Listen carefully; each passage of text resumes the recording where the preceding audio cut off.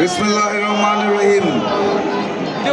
11 দলীয় নির্বাচনী ঐক্য ও বাংলাদেশ জামায়াতে ইসলামী আয়োজিত আজকের এই নির্বাচনী সমাবেশের সম্মানিত সভাপতি, আজকের এই সমাবেশের প্রধান অতিথি আমিরে জামাত ডক্টর শফিকুর রহমান, যিনি পদে আছেন, মঞ্চে উপবিষ্ট 11 দলীয় নির্বাচনী ঐক্যের কেন্দ্রীয়, আঞ্চলিক এবং জেলা নেতৃবৃন্দ, আমার পক্ষ থেকে সংগ্রামী সালাম এবং শুভেচ্ছা।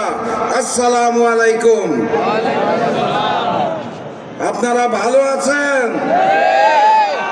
12 তারিখের জন্য প্রস্তুত?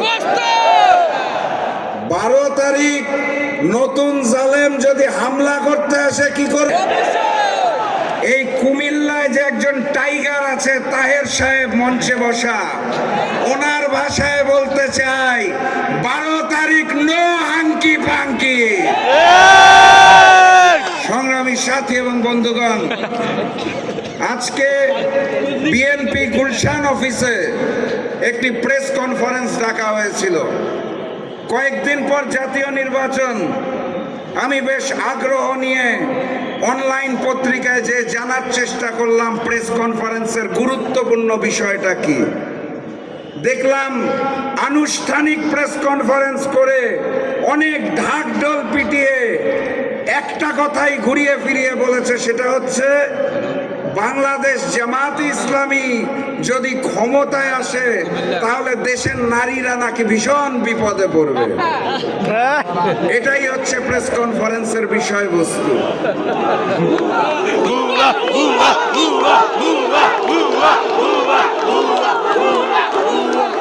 লন্ডন থেকে এক নতুন মুফতি এসেছে, জানেন নাকি? আসার পরে কি জানি কার্ড বিলাতে চায়, নারী এবং বোনদেরকে সম্মান দিতে চায়।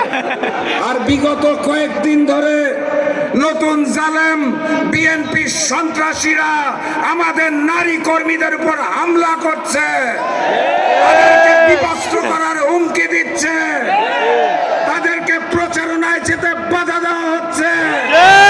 আর তারা বলতে চায় জামাত ক্ষমতায় গেলে নারীরা বিপদে পড়বে।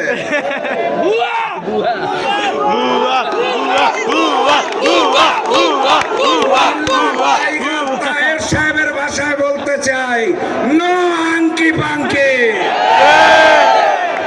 সংগ্রামী সাথী এবং বন্ধুগণ, ভারতের একটা শহর আছে শিলং, সেখানের অতি উন্নত রিসর্টে বসে ভারতীয় ট্রেনিং নিয়ে দেশে নেমে এক বড় নেতা নির্বাচনে অংশগ্রহণ করছেন এবং মিথ্যাচারে লিপ্ত হয়েছেন।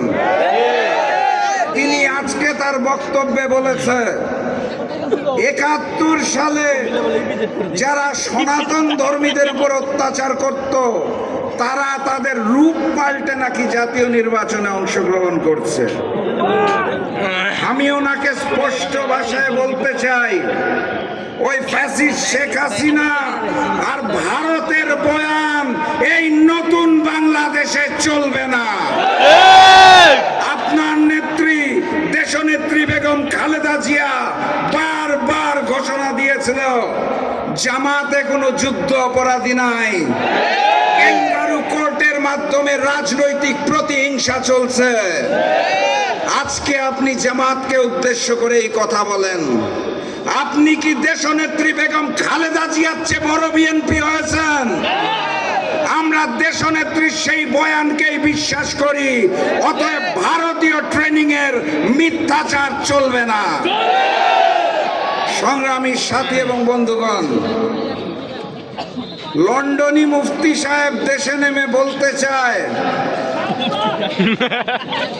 এই বাংলাদেশকে উনি কার্ড বিলিয়ে 12,000 কিলোমিটার খাল খনন করে প্রতি বছর 5 কোটি গাছ লাগিয়ে পরিবর্তন করে ফেলবেন। 20,000 কিলোমিটার খাল খনন করার জন্য প্রত্যেক দিন 11 কিলোমিটার খাল খনন করতে হয়, যেটা সম্ভব নয়। এই জাতীয় আজগুবি মাধবী গল্প দিয়ে নতুন বাংলাদেশে নতুন প্রজন্মকে ভুল বোঝানোর চেষ্টা করবেন না। কথাবার্তা পরিষ্কার, কুমিল্লাবাসীকে স্পষ্ট ভাষায় জানিয়ে দিতে চাই, দাড়িপাল্লা, শাপলাকলি, দেওয়ালঘড়ি সবকিছুই আমাদের 11 দলের প্রতীক।